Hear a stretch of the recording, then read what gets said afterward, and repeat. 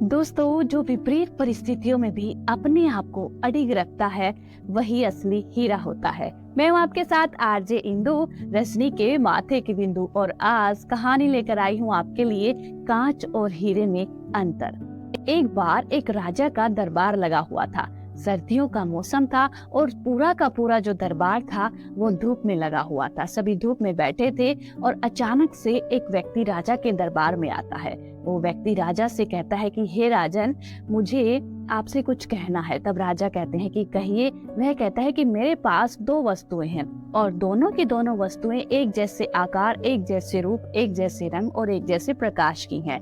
और मैं बहुत सारे राज्यों में घूम कर आ चुका हूँ, लेकिन कोई भी व्यक्ति इन दो चीजों में अंतर नहीं कर पाया है। इनमें से एक असली है और एक नकली है। मेरे पास एक कांच है और एक हीरा है, लेकिन आज तक कोई भी नहीं पहचान कर पाया है कि कौन सी कांच है और कौन सा हीरा है।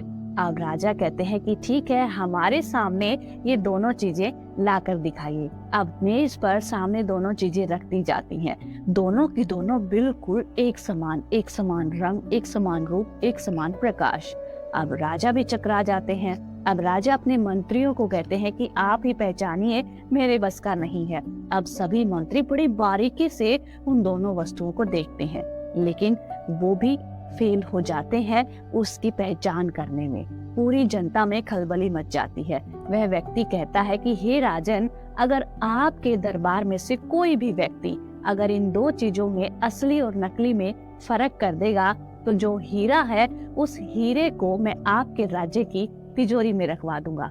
लेकिन अगर कोई भी व्यक्ति पहचान नहीं कर पाता है तो इस हीरे की जो कीमत है उतनी कीमत आपको मुझे सौंपनी होगी। और ध्यान रहे, आज तक मैं बहुत सारे राज्यों में इतनी कीमत लेकर आ चुका हूँ। मैंने कभी हार नहीं मानी है। अब राजा बहुत चिंतित हो जाते हैं। सारे दरबार में ये खलबली मच जाती है कि राजा की जो इज्जत है वो दांव पर लगी हुई है। धन देने का किसी को अफसोस नहीं था, लेकिन हार जाने का अफसोस सभी को हो रहा था।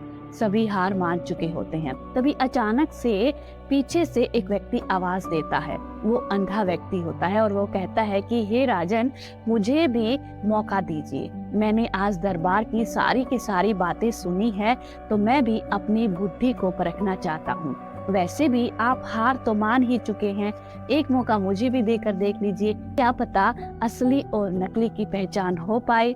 अब राजा कहता है कि ठीक है, हम तो वैसे भी हार मान चुके हैं, अब तुम ही प्रयास करके देख लो।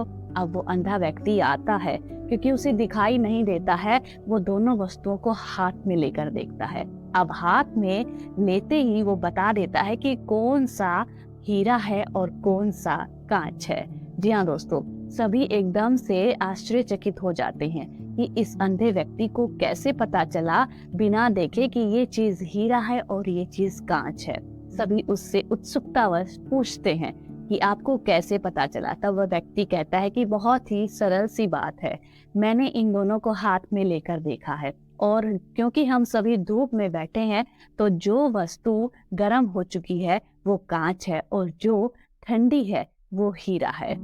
जी हाँ दोस्तों, कई बार विपरीत परिस्थितियां आने पर हम अपना आपा खो देते हैं। बहुत ज्यादा गुस्से में लाल पीले हो जाते हैं तो हम कांच के जैसे व्यवहार करते हैं। लेकिन अगर विपरीत परिस्थितियों में अगर हम अपने आप को अडिग रखते हैं, अपने आप को शांत रखते हैं, ठंडा रखते हैं, तो हम हीरे के समान हो जाते हैं।